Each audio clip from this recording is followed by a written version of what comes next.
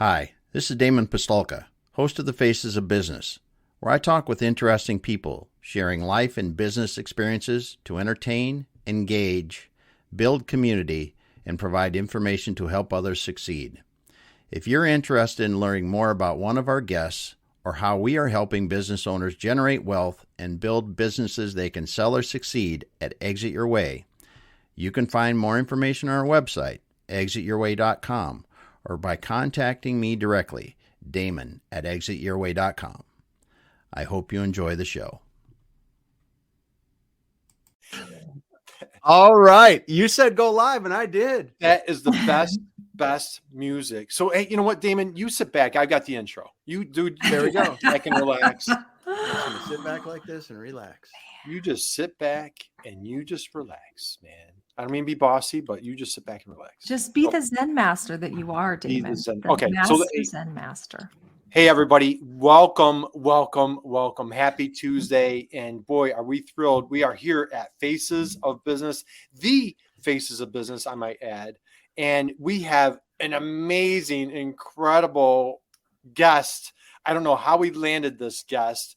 So Nicole Donnelly, my co-hostess with the Moses. Happy Tuesday. How are you? I have been looking forward to this all day long, Curt Anderson. We get to have Damon Pistulka in the hot seat. If you only knew what curveballs we were going to be throwing his way today. It's going to get great. We've been practicing all day. Hey, Michelle's here. Guys, drop us a hello in the chat box. And again, if you haven't connected with this fine young man, Damon Pistulka, you absolutely want to connect with Damon. So, Damon, are you right? That's what my mom says. I talked to your mom earlier today. I got a little dirt on you, so we're going to go there. Okay, are you ready? There wouldn't be a little. Well, that's a truckload. That's another story. Yeah, I got a hold of some of your high school friends, and that's we're back at the train full. All right. So, Damon, let's just go there. Let's just get this out of the way. So, Faces of Business. How many episodes? What number are we on here? Number 5,022. I really don't count. I don't count. Okay. I just know that there's more interesting people every day to talk with. It's just a blessing, isn't it? Okay. Yeah. Damon, Fridays and on Mondays, I only have one question that I ask. So I'm coming right at you, my friend. And I might know the answer. Who's your hero when you were growing up? Well, I knew you were going to ask this. I kind of figured it. I'm Captain Obvious, dude. Yeah. It was really, I was fortunate. I grew up around my parents. I mean, around my parents and my grandparents. I mean, living on the farm, my grandparents, I saw my grandfather almost every day. He would come and have, eat lunch at the house and work at the farm. And so I saw my dad and my grandpa every day. And it was my mom too, but my dad and my grandpa, I spent more time with them. And, my grandpa taught me how to like disassemble a lawnmower engine and put it back together. Man. So he would bring me old lawnmowers. He'd say, "You can fix this? Can you fix this?" He'd bring them to me. And say, "Oh yeah, I can fix it." We'd fix them. Gosh. At that age, you don't even remember because you go, "Oh, this piece and this piece fit together." Yeah. So you'd have 3 different motors and put it into one. And the darn thing would start. How the heck would you do that? So, that's so funny. When I was a kid, I had the opposite. My dad was an entrepreneur, and he was the guy that was going to hire someone to do all that stuff. He didn't do it all himself. He was like the king of, all right, I'm in charge. You do this, you do that. Yeah. So I needed your grandfather. As a matter of fact, I need your grandfather right this minute because Nicole, my lawnmower just died over the weekend, and I am the same as your father. I am like, if I have a tool in my hand, like my wife is calling 911. Like, what are you doing with that screwdriver? Why are you touching that hammer? So like people panic if I have a tool. So Damon, let's dig into Grandpa first name. Charlie. Grandpa Charlie, and your father's name? Dwayne. Oh, you know what? I never knew that. My father's name is Dwayne. Oh, yes. How insane is that? I never knew that. So yeah. So my uncle's name is Dwayne. Who knew? Well, what a great name back in the 30s, 40s, whenever these guys were coming around. 40s, so, all right. So I know about my dad's nickname is Dewey. They call him Screwy Dewey. So I don't know about if you're, but he was literally. But anyway, that's another story. So let's get into Grandpa Charlie. what was so wonderful about Grandpa Charlie? So taught you lawnmower, just spent a ton of time with you, great influence. Let's take it a little bit further. Give us more details on Grandpa Charlie. Well, my grandpa was an immigrant from Czechoslovakia. Nice. He came across when he was a baby and moved into the Dakotas where we grew up on the farm where I think his father was on the farm where we were at. So my dad was the third generation on that farm. My brother was the fourth, and he had third grade education, but he was one of the first guys around that my dad still did still talk about it. He went to the bank, got a loan, bought land, did all that stuff in the 20s and 30s. And Wow. Yeah. And growing up, I was really, really fortunate. I mean, like I said, he taught me that stuff. He taught me woodworking. And he was always around. He was always around too. Right. So he's present. Real quick. Why the Dakotas? How did he land in the Dakotas? Other family was there. Other family. Yeah. Nicole, what you got? Yeah. My grandma, her parents, my great grandparents, they emigrated through Ellis Island from Slovakia. Yeah. Isn't that crazy? They settled in Montana. Yeah. How Very cool. funny. That's Very crazy. cool. My wife's but her descendants there's a lot of Czechoslovakian going on right here. So Yeah. David, let's get in. I want to slide over to mom. I want to talk about Mhm. mom for a minute. Now, okay, you constantly, you always talk about like, hey, I'm the guy that grew up on a farm in South Dakota. So typically people, like maybe education isn't like top priority. Now, how about, I think your mom kind of defied that rule a little bit. Yeah. Yeah. Tell Nicole about mom a little bit. Let's hear about Mrs. Pistulka. Well, we grew up knowing we were going to college. And people would ask my mom, because we live in a small town right in the middle in South Dakota, and then people would say, well, why do you need to go to college? You guys are going to be here in farming. And my mom said, no, the kids are going to college. So my mom, after my sister's 10 years younger than I am, and my sister was just about ready to graduate high school, and my mom went back to college. She always wanted to finish college, and my dad was supporting her and said, yep, go ahead and go do it. Do what you want. Well, my mom ended up getting a degree in elementary education. Then she got a PhD or whatever you go, all the way to get a doctorate in elementary education, and ended up being a superintendent of teacher, superintendent of schools, then a principal of schools, or principal, then superintendent, however it works, of a school district, and did that she was in the education system for 20 years before she retired. And retired at 70. So yeah,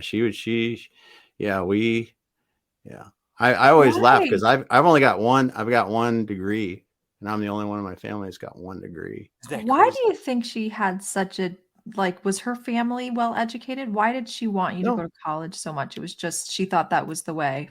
That was the way. Interesting. That was the way. That's very similar to Curt's mom. Curt's mom had a very similar kind of experience. She went back to school when he was older too. Yep. And yeah. Yeah, I tell you, that was one thing that Damon and I have always, we just worship our mothers. We look up to them, and just, what an inspiration for later in life. And just, for your mom, and thank you, Nicole, for my mother, total hero to, like at any age under tough circumstances, and like they're, kids are grown out of the house, and now it's little me time, and I'm going to go pursue a doctorate. Isn't that just fascinating? She goes and gets a doctorate and just built this wonderful career after raising her children. So Damon, all right, let's go here. And Nicole, we're playing a little tennis match here. We're going to be going back and forth on questions, but let's get into a little bit of the origin story on Mr. Pistulka, since he does such an amazing job asking everybody else all the questions, right? Damon, you go off to college and you get into a little bit of engineering, and you pave your path towards manufacturing. Let's go there. Why engineering? Why manufacturing?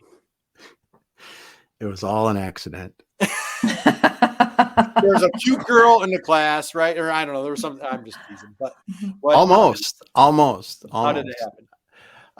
Went to school. Didn't know any better because I was literally the first one to go to college out of, I don't know. I don't think any of my my aunts or uncles or anybody had Right. anybody going to college. So I'm going to college, right? I got no idea what I'm doing. And I go talk to my counselor. And he says, "Oh, you should be in agricultural economics. That's what you need to do." And I did one semester of it. And I met a guy that actually in the dorm where I lived, and he was in engineering. I said, "Well, what's that about?" That was all it took. That's all it took. I started taking, I was out of that. I was into engineering, and away you go. And it was really hard. It was really hard for me. I'm not a great student, right? I mean, I go back to school now. It's easier. I don't know why that is, but that's how I got into it. And then I fell into I didn't fall into manufacturing. There were, I think in my sophomore year or something, there were internships. People were talking about internships. And I was like, what's this? So you go work at these companies. I said, "You mean that means I don't have to go back and huck feed at the local feed store or work on the farm all summer?" They said, "Yeah, you get paid for that." I said, "I'm in." So I found myself an internship at a small electronics test equipment manufacturer in Sioux Falls there. And then that led into, when I went back to school, I actually got in my first company where I worked for a long time, Falcon Plastics. I had designed a part that was in plastic that they molded. And after a couple months into school, I got to go to work there, and I spent the next 12 years there. Awesome. So now, if I'm not mistaken, you found your way to Tennessee of all places. With them, yeah. How did you end up in Tennessee? Well, they wanted to build a new plant down there, and I had already redesigned or built 2 plants for them, and had I helped kind of supervise a few engineers, but I had no leadership experience whatsoever. And they said, "Well, we're going to build that plant down there." I said, "Hey, do you want me to run it?" I was kind of joking. I was in my late 20s. But were you really joking, Damon, or did you? No, I wasn't really joking. I wanted to go do it. But I was kind of joking, because I was like, are they really going to believe me? They said, "Sure, go ahead and do it." So I literally built, it was a cornfield, and we called your bluff. I called my bluff. And so then I started my travel career for a while, and we built that plant and ran that for 5 years. We had a little bit of seed business, but it was a ton of fun. We learned so much with all the people that I brought like a half a dozen people with me, and some of them are still there in the same town, and building the rest of the team. We ended up, I think we had close to 100 people working 24/7 when we left. Yeah. But I mean, that had to have been a big transition to be like heads down engineer to now shifting gears entirely to stepping into a leadership role and really having to manage people and all that goes into people management. Was that transition, like, was it a natural transition for you to step, like, had you been building up to that, or what was that like for you to kind of step from more of like a hard skill position into like trying to learn more soft skills and managing people? Did you like that more? I sucked at it. I sucked at it in the beginning. I did. I know, because I was, at heart, I was a technical guy. I was used to being like, "Okay, this is what we got to do. Let's go do it." And then, you run into a few real bangers, and you figure out that, okay, we got to get people's buy-in and all this stuff. They don't just get it like you would in the technical part of it. But it was a lot of fun. It was a lot of fun. And I don't say always, but I did develop a knack to build team members, give them responsibility, and do that from early age. I was like encouraging people, let them go, let them make mistakes. Don't worry about it. If we make some mistakes, we're going to do that. And because I had made ton in life, tons in business, and that was fun, because we really, a lot of us grew up together in there, and it was a good time. Damon, was Grandpa Charlie kind of like in your ear? Was Dad, like other mentors? Like, how did you develop like your leadership skills and ability? Like, kind of thrown right into the fire, right? Like, how did you develop that leadership ability? The owner of the business, Don Bender, super nice guy. And his sons, at this point, his sons, Jay and Guy, were already taking over the business to a certain extent. But Don had always stayed in touch with me. And really, he was my business mentor. Because I remember I started working there in college, like my third year of college. And I was in college for almost 5 years. So it was a while. I was working part-time, and he would take the time to explain business to me. Yeah. I mean, this is a guy that's got a $15 million business, and I'm some punk kid going to school for engineering. I had all these ideas of, we should do this, we should do that. But he always did. He always took the time to explain things to me and really help when I needed help. And he instilled that in his sons, and they were pretty good at that too. And that's who really started off, though. That's so cool. When I first one of the first jobs I took out of college, I had a mentor like that, and she very much was very open about business and all of that. And I can't believe how much I learned from her. And I think, it's so important for anybody in a leadership position to make sure you're taking the time to do that, to teach and to coach the people underneath you. And I'm sure, like, as in your business, that's what you're trying to teach people all the time is, what's your succession plan? How can you build coaching and training and everything? That's so cool. Well, I learned too that, in those earlier years, I learned that it's not necessarily the big shiny piece of equipment that you really need. You need to utilize everything you have first. And if you're utilizing that to the maximum extent, people, equipment, everything, then you can look at what else do I need? But it's not the shiny tools that are going to make the difference. It's not the shiny tools. Drop the mic, Nicole. How about that one, huh? It's not the shiny tools. I learned that the hard way, though. So, Damon, let's go here. So, great opportunity, living large in Tennessee, great growing state, southern state. Seattle comes knocking on your door. Yep. Dude, like, how on earth do you go from South Dakota, Tennessee, now you're going to the great Northwest? Walk us through that transition. Yeah, I was working for a family business there at the molding company, and I was at the highest level I could be. And I was going, okay, I want to someday run companies. That's what I wanted to do. And I'd been at this for 4 or 5 years, and I was like, okay, what else? And I don't know. It's like all of a sudden a recruiter called me. Next thing you know, I'm interviewing, and I'm on my way to Seattle, and there's in the town next to us in Tennessee that had a plant that needed to have somebody run it. And I got a job at running that plant, which is a bit bigger and a bit more money, and as far as revenue through the plant and stuff. And super horrible neighborhood. I was one of these, super horrible neighborhood. I remember I drove to the place the first time, just checking it out. And I'm like, holy heck, am I going to get I'm going to get carjacked here or something?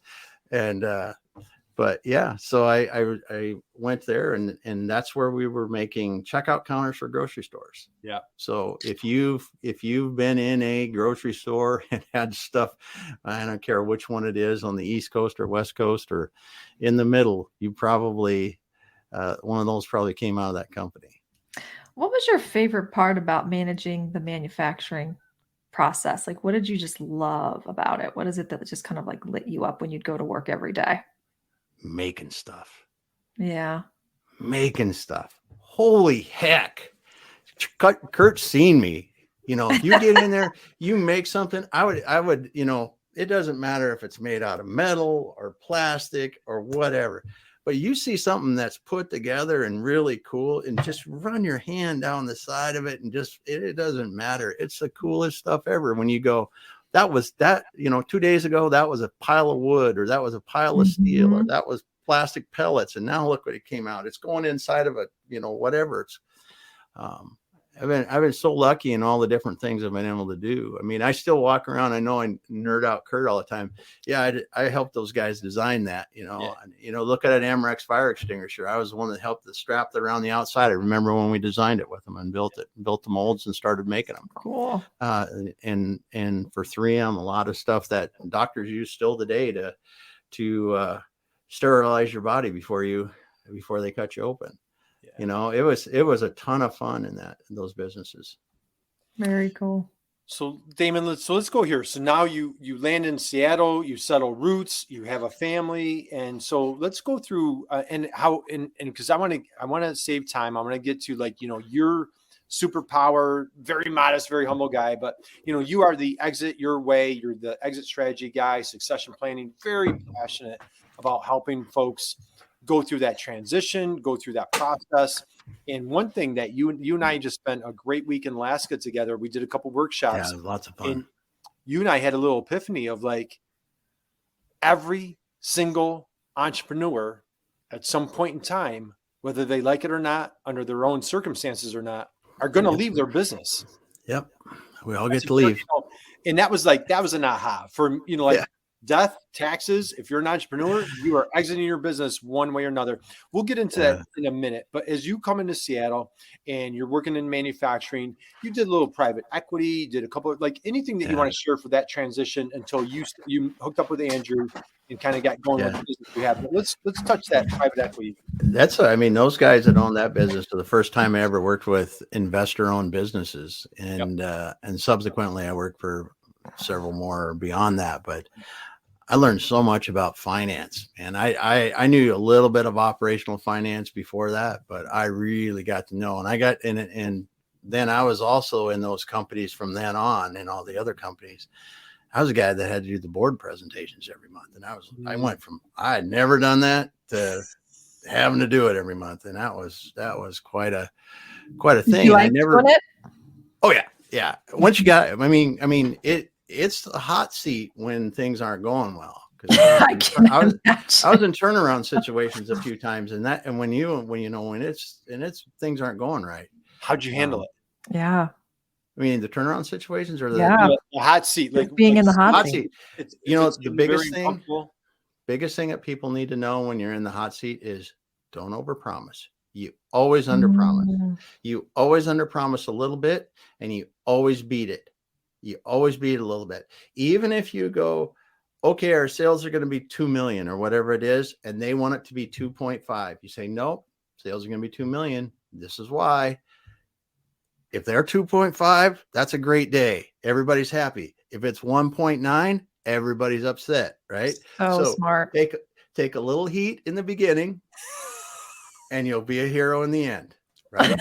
Take a little heat in the beginning, you'll be a hero in the end. That's real.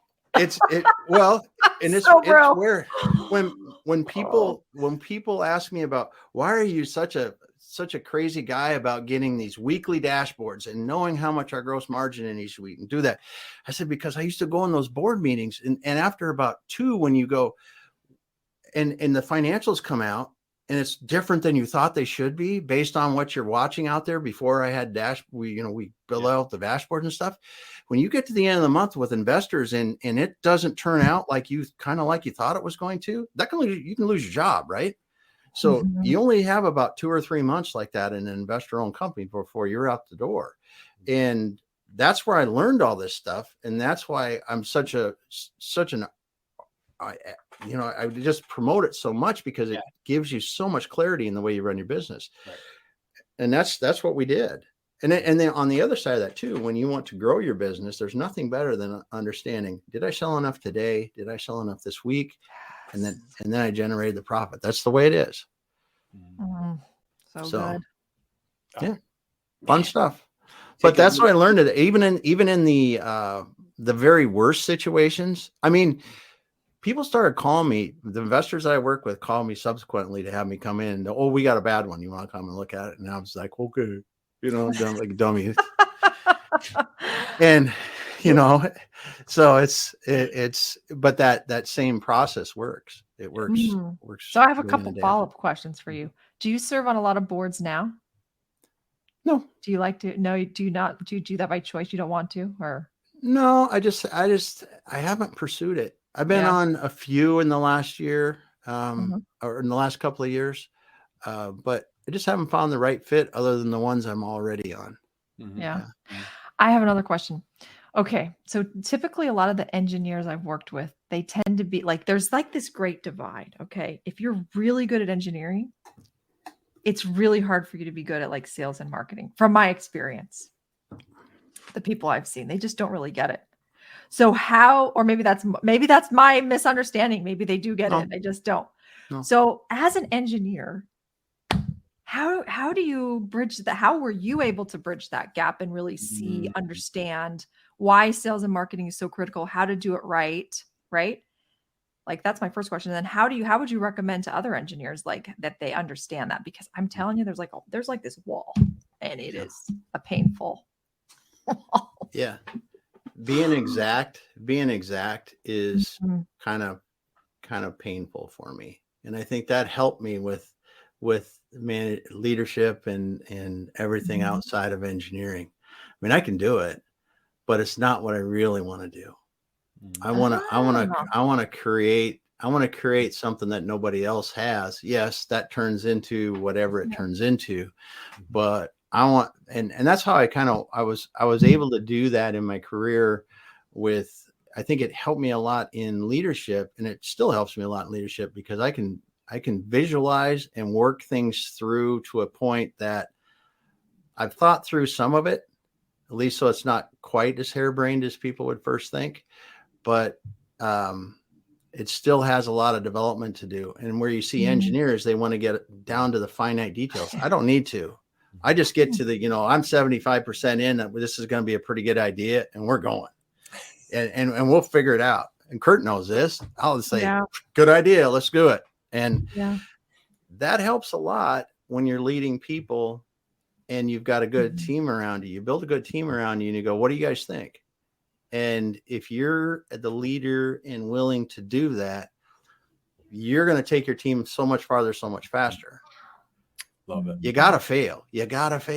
And you just go, okay, are we reasonably, like engineers want to be 100%. They want to build in safety factors and all that. I lost my safety factors decades ago, and you just got to go. You got to make a good decision and get going. Yeah. Sometimes you just got to get on the field, right? You just got to get on the field and go. We can only run this play or practice so many times. We got to get on the field and, somebody's going to throw a flag. We might make a mistake, make a call, there's a foul, right? Just, and I know it's very cliche, like, oh, you have to fail, but just really like, what does that mean? What do you mean by fail? Really digging into it, Nicole, man, just how many mistakes this year alone, right? By the past week, right? Right, Damon? I tanked in companies before. I mean, I got fired before. I tanked in companies. Right. You can't be successful all the time. So I've had some bad situations where I was like, oh, what the, what the heck? Yeah. And you just, go ahead, Nicole. Question for you. When you've tanked, what was it that you did after you tanked that pulled you out of it? Good question. The first time I didn't do it well.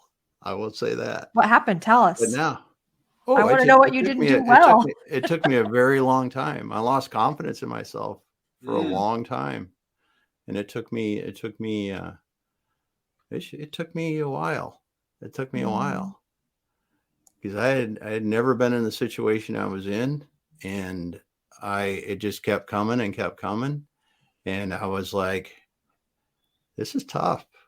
Do you have any, looking back, can you pinpoint something that pulled you out and you have any advice for somebody that's been in that situation? So what pulled you, what turned it around for you?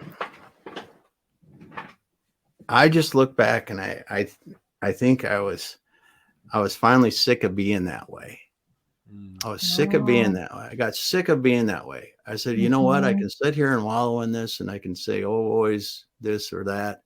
I don't know if I read something but I just got sick of it. I said, you know what? I'm going to move. Get going. And then now it's like, something like that now it would suck, but it would, it's not the end of it's not going to cause a lot of challenge. So, hey, I'm going to drop a few. Hey, we've got Michelle dropping, accidental learning. I believe you developed talent, Damon.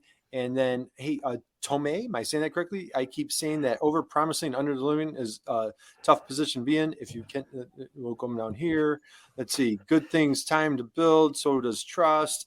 And Mike is here. Happy. Mike Fanaki. Mike, what's going on, man? Mike has got the baddest television studio in the world. in his office. I'm not kidding you, dude. Mike has got it. Mike, we got to come party at Mike's Yeah. house. Oh, I'm not kidding. He's got like remote camera. Oh, it's awesome. Well, It's Mike, awesome. thanks for everybody. Thank you for joining us. Thanks. Drop us a note. Give a little love to Damon because Damon is on the hot seat today. So usually you guys are coming here and you're used to Damon interviewing amazing, incredible guests week in, week out here Tuesdays at 6 o'clock Eastern, 3 o'clock Pacific. But we have flipped the script on our dear friend Damon. So Damon, let's go here for a minute. Talk about when you started the company with Andrew. Like what was the inspiration? Let's go there. I wanted to start a company like Exit Your Way from the very first time I was in Seattle and we sold the business. And we did it lots of times back and forth, other transactions after that. But that first transaction was the first time that I was able to come in, build it up, get the team, get everything. And I was part of the team that sold it. And it was an awesome experience. And I said, I want to do this. Nice. I want to do this. I want to do this for people. And I already knew I didn't want to do it necessarily being in the business anymore, but I wanted to do it. Yeah, I think so I'm a fourth generation entrepreneur, and I got to tell you, like, there's such a need for what you offer. There's so many businesses that just have no clue. They're not thinking about it. There's all this family drama situation. People die unexpectedly, and there's just such a need for what you're offering to be able to not just sell the business, but help position it to be successful. So I love what you're doing. It's super cool. Super cool. And you also, so let's dig into Exit Your Way, Damon. And what I love, you kind of have it's your mission, it's your war cry. It's like a social element, if I'm saying that correctly, of like you're really kind of embracing and nurturing, as you're describing, Nicole, those entrepreneurs. And as we just said, whether as every single entrepreneur on the planet at some point in time, you are going to exit your business, whether you like it or not, whether you want to or not, or whether you do it on your own terms or not. Damon, talk a little bit about like, what was your inspiration behind Exit Your Way and really kind of helping what were you seeing on the streets where you're like, man, these people need help, not just a broker. Like there's brokers and zero disrespect to broker because they do amazing work, but you take it to a different strategy from just like a traditional broker. Let's go there. Yeah. When I started working with Andrew Cross, my current partner in 2015, I've been around buying and selling businesses, right? But when you talk about investor-owned businesses, it's usually like me selling a business to Curt because we both have these different kinds of businesses, and they're in the investment world. They move around like people move cards around, like Monopoly, street, whatever it is. When you buy the little properties in Monopoly, they move it around like that, and the businesses they have are usually set up a certain way so they can do that, right? And to get into that class is a hard thing. And I learned that in the first business that moved me to Seattle, because that's what those guys were doing. We were building it up to sell it into the market, just like we do now. But I'd never really been at the broker level where you're going in and you're going, hey, we're going to sell your business for you. You're ready to sell. We're going to do it. And I didn't at that time understand how woefully underprepared most businesses are. Yeah. Woefully. Oh, it's not even close to that's being nice. That's being nice, right? Well, isn't it something like 95% of businesses don't sell? Isn't it something like that? It's crazy like that. Yeah. You read all over. Some people say 70, 80, 90. It doesn't really, it's enough so that it's enough that you have, that's a reason why you have a job. Thank goodness you definitely got product market fit, Damon. Yeah. Well, you think about it. I did this. It's about the same odds as launching a startup and it lasting 10 years. Wow. So here's my question for you. That's crazy to put it in that perspective. Yeah. For someone like me who is new, okay, my business is less than 5 years. Yeah. Okay. Building, growing. And I'm sure there's a lot of business owners listening, same situation. what would you advise for someone who's like, because frankly, to be honest, when you're just starting a business, you're just like trying to get it off the ground. You're not like, you're not really thinking about what am I going to do 10, 20 years ago? You're thinking about how am I going to make this work this year? So like today. Yeah, exactly. Like, how am I going to cover payroll on Thursday? Yeah, exactly. Exactly. You know, and so I think, man, it takes a special skill to be able to do both, to be able to look short term and also be able to think long range like that. So what would you advise for someone? Because, you know, clearly you've got that long range. That's what your business is all about. Like, got to think long range. How can we do this? Yeah. What would you advise to someone like me or someone who's new, who's in the thick of it? And like Curt said, who's really like literally just trying to make it day to day, just trying to make payroll. What are some steps that we can be taking now to set ourselves up for success so we don't turn into that majority statistic? Because I don't want to be that. Man, when the day comes, I want to be able to sell this thing and I want it to be valuable, you know? There you go. And you'll be able to if you do the right things. And, you know, I think the first thing is envisioning where you want to go, because it is perfectly okay to say, I want to run a business. I want to make a few bucks and I'm going to close it down when I'm done. Yeah. But know that going in, because if that business is going to generate the wealth you need after that, then you got to make sure that your business is making enough and you're putting money someplace else. You're not going to have a terminal value for it. Just make sure. But if that's what you want to do, do it. If you want to build it and you're going to sell it to somebody else, well, what do you want them to be able to buy that's going to be of value? What do you want your legacy to be? Know that now, even if it seems kind of crazy, because you got to start working on it today, because you don't get a multi-million-dollar business without, you know, it's going to take some work, and you're going to get kicked in the teeth a few times and have to get back up. Darn. And you know, I'm going to lose these pearly whites. That's going to happen. You probably, you'll put a mouth guard in. You'll feel it coming. You got, what was the quote? Remember the gentleman in Alaska that we interviewed? The dog tree. What do you remember his quote? What is entrepreneurship? Do you remember it? It's a knife fight in a ditch. Yeah, it's a knife fight in a ditch. It is. It really is. It's a knife fight. God bless him. He's an army. He's an Iraq hero. Awesome, was injured in the Iraq War, and he described entrepreneur on our show. He interviewed. He said entrepreneurship is a knife fight in a ditch. I thought that was brilliant. Damon, let's go here for a minute. We had a dear friend of ours, mutual friend, and she wrote a book, Elaine Pofeld. She was on, I guess, on our show, and she wrote a book called Tiny Business, Big Money. Tiny Business, Big Money. Yep. And boy, dude, both you and I were in that book. How cool was that? We were both in that book, and one was your client, Kelly. If you don't mind me sharing that.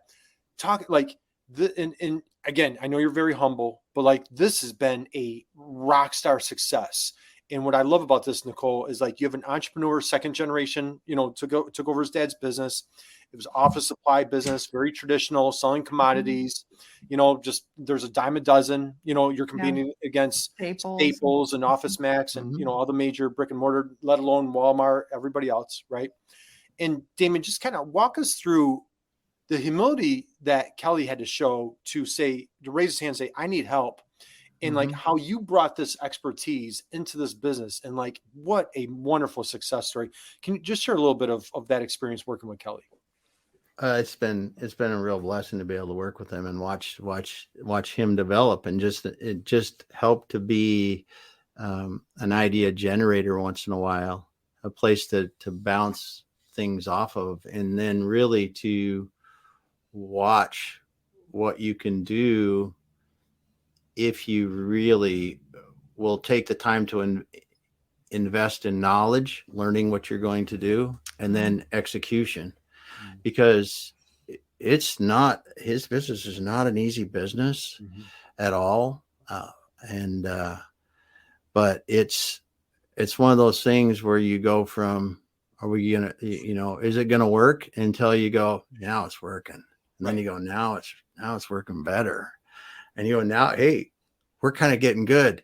And then you go, boom, you get that, you're in that knife fight, right? And then you got to come back a little bit. But it's really been something to watch that and watch him grow and watch the way that goes, because you really understand e-commerce is such a coming out of manufacturing, you always felt and saw things. And the thing that I really enjoy about working with e-commerce, the electronic nature makes you have to be so much more in tune with the data and the information that's running behind it, because it can go to heck in a matter of a few minutes if you don't know what's going on. I mean, literally had times where, if I do not recommend us ever even testing this, right? But if you're sitting here and you're managing, I mean, with his company now, he's managing, I don't know, it just went up a bunch, but I think it's close to 750,000 SKUs we're managing on It's like 6 different platforms. Yeah. And with, I think we're up to 10 suppliers now. So you're doing all this and data is moving and orders are moving. And if a data point uploads wrong from someplace to somehow, so say my $10 item is now $5, you would not believe, not believe how much demand there is on Amazon or a place like that when you have a price that's way too low. And it's just like the orders kick, it's that fast. So it's an amazing thing because you have to be on your toes. And I think I was telling you about it, Curt. It's a 24/7 job when you're doing e-commerce. And I think, and I was telling Curt about this, we used to always, when we were farming, we used to say, man, you don't want to be a dairy farmer because you got to milk cows morning and night, 7 days a week. And I think e-commerce is worse. Oh my gosh. So that's my question to you. You mentioned that this is a hard business.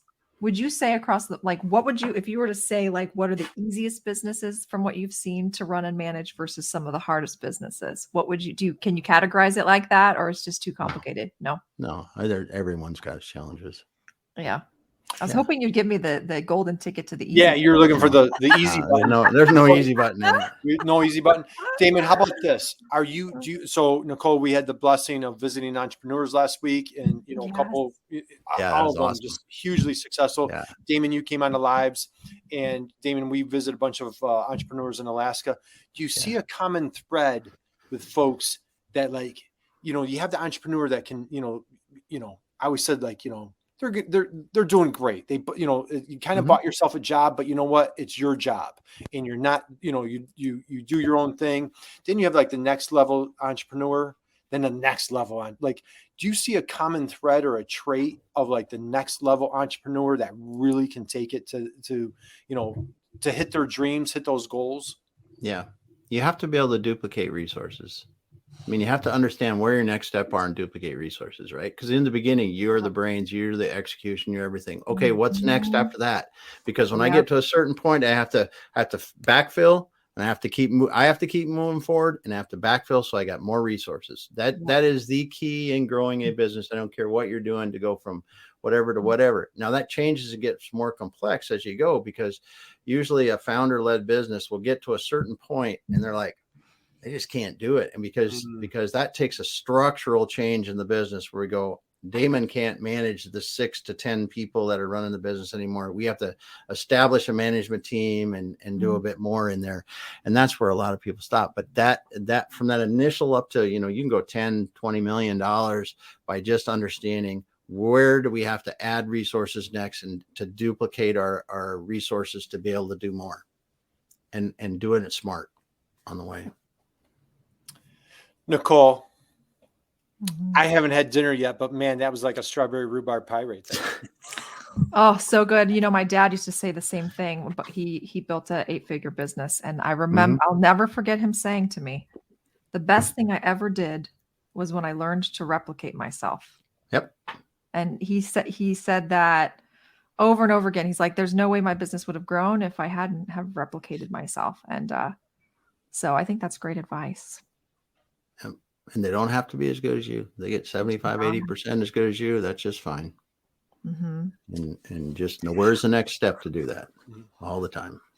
What do you think about this solopreneur trend happening where these people are building these solopreneur businesses and they're the tiny business, Elaine Pofold, What's your vibe on that? Because that seems to be really, really trendy right now. It's really popular. Everybody wants to be a solopreneur. Yep. And have a highly profitable business. What's your vibe on that? Still going to be a knife fight.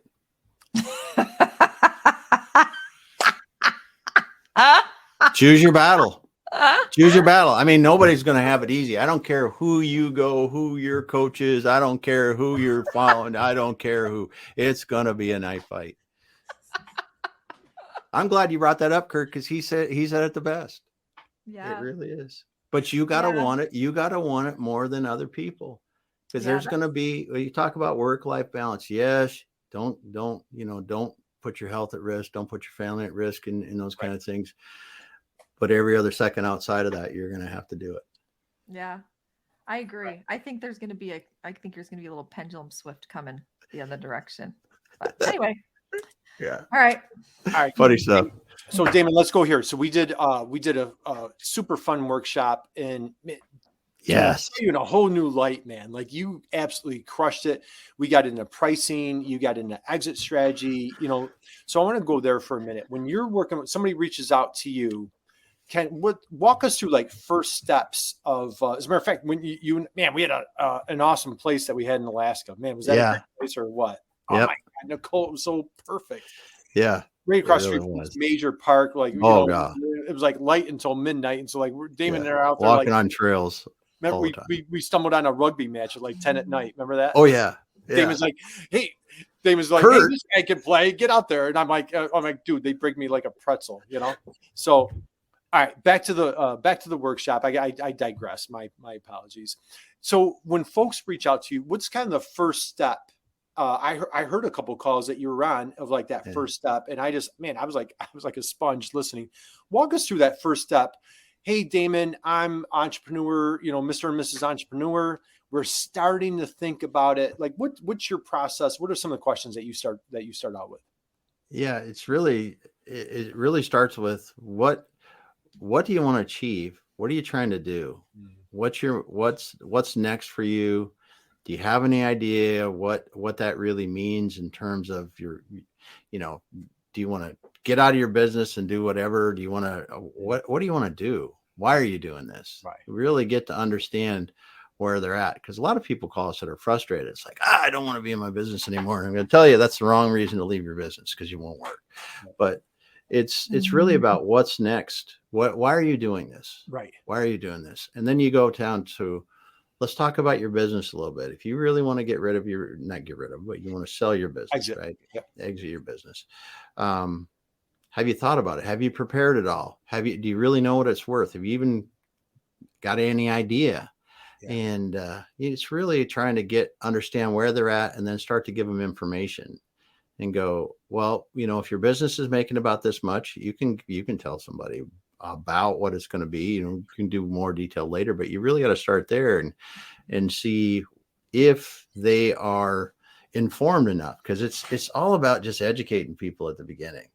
There's so much because it's not like selling a house, right? You can't just go put it up and everybody knows. There's a lot of stuff that has to happen. Even houses now, everybody stages their house, right?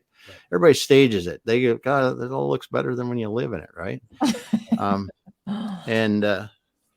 It's you got to do the same thing with a business, or it's just not going to sell anymore. Mm. But it's figuring out where they're at. What are they trying to do? Now, and if I have this correct, you gave me some like the best time to sell your business. What didn't we talk about this in Alaska? Like, what's the best time to think about selling your business, or what's the best time to like really start taking that action? When you love it the most. When you love it the most, Nicole. It's the time to sell, because if you love it, the next person's going to love it. Everybody's going to feel it. They're going to want it. They're going to want it. When you're jamming so hard and you're like, this is awesome, sell your business, because the next person is going to feel that awesomeness, and they're going to be able to take it and keep going with it. That's really brilliant. Oh, but here's the thing, Damon. Here's the thing. Okay, I know you hear this cliche. You hear this cliche all the time. Like, your business is your baby, And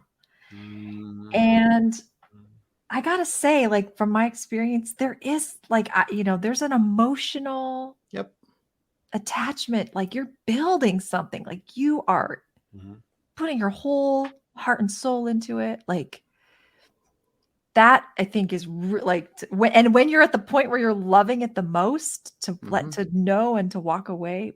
What a hard choice that is, like, sheesh.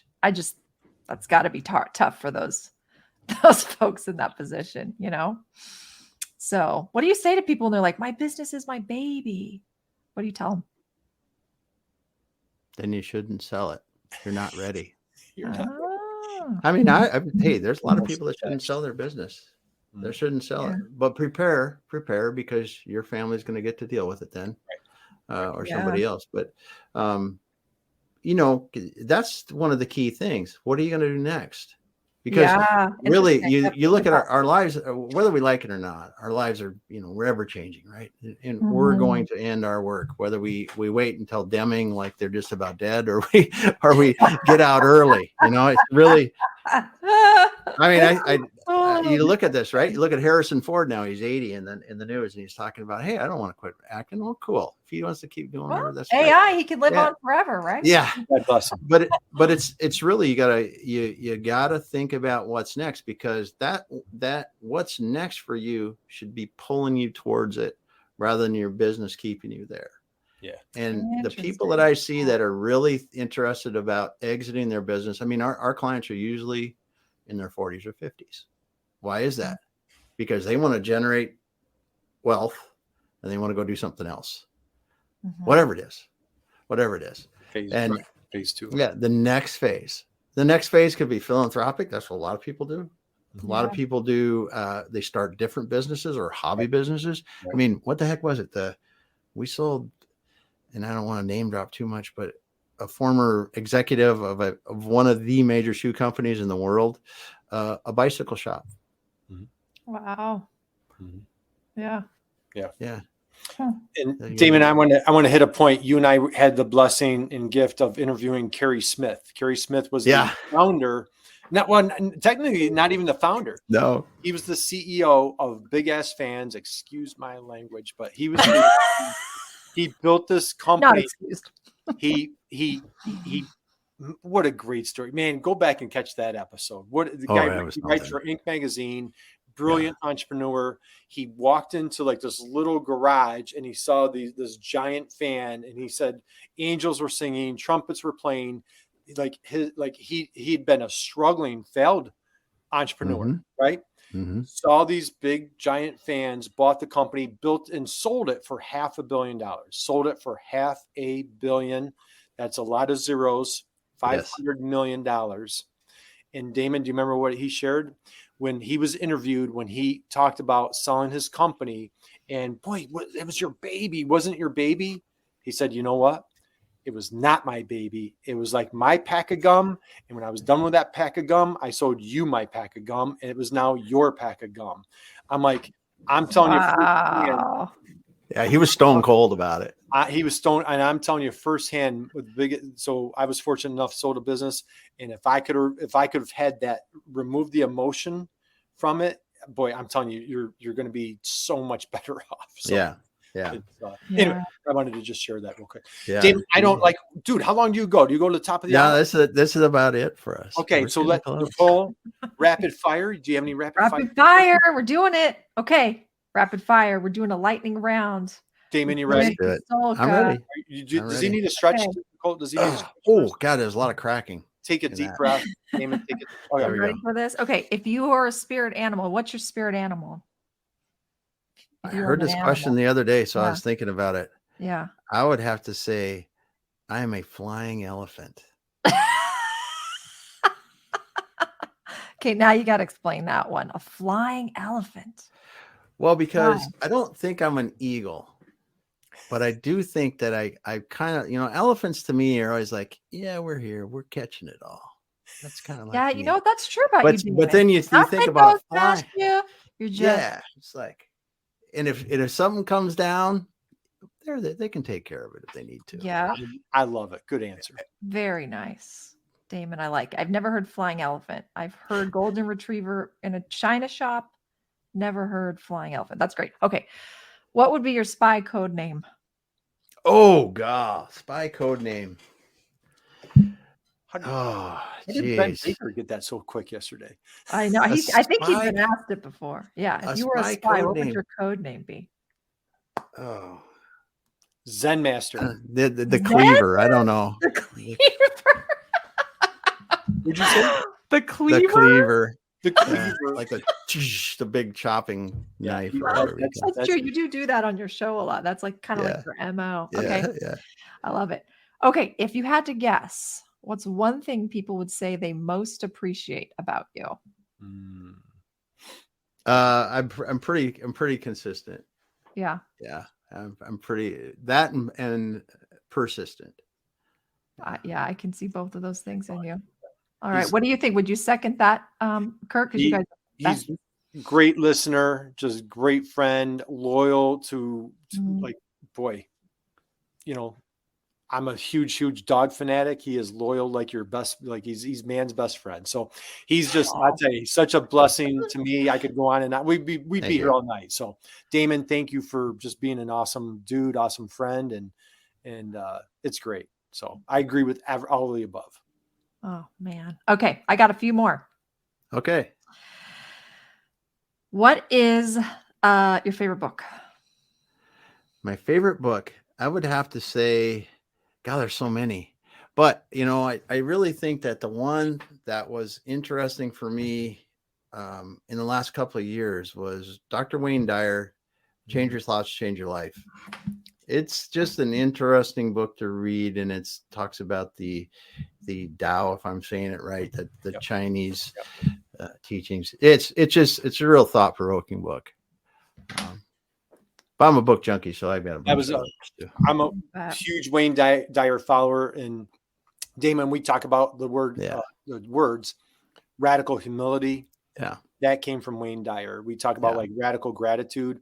Like that was his boy. If you're not familiar with Wayne Dyer out there, boy, like he's from the 70s and 80s. He's like the old, Zen. He's the original Zen master. Nicole. Yeah, it's real. It's real. Check out. I don't know. Damon will always be the Zen master to me. No. There's no one else in my mind that could ever replace Damon, Zen master. Yeah. Don't look back in time. That's the thing. But see, that's what makes you a great Zen master, in my opinion, because you have mastered it with massive discipline. Okay. Yeah. Okay, I'll take that. Yeah, take it. That's all I got for my lightning round. I think we should end. There we go. Damon, the Zen master. Hey, we're just going to savor. It's dinner time. We're just savoring. Well, on the East Coast, we're just savoring a little Aunt Barb pie, man. That's all. Thank you guys for coming in today. We didn't plan this until last weekend. We had a guest cancel, and it was, and you suggested this. I reluctantly said yes, but it's been fun. It's been fun. No, you didn't throw too many curveballs your way, right? No, not at all. Not at all. I mean, it's not like I had to good stuff. Doing stuff, but thank you so much. Hey, so everybody out there, welcome, you're welcome. You're welcome for giving you a little gift of Damon Pistulka. Damon, thank you, dude. Thank you for being such a go-giver. All the people that you bring on your show, and just you shine a bright light on everybody. It was just a blessing for Nicole and I to spend a little time, get to know you a little bit better, hear your story and your background, your superpowers. Thank you, brother. Appreciate it. Love you. Thank you. Dude, don't know where I'd be without you. Thank you, man. Thank you guys so much. You're the best. We'll end it now. Thanks everyone for listening. See ya. Thanks, Nicole. Bye.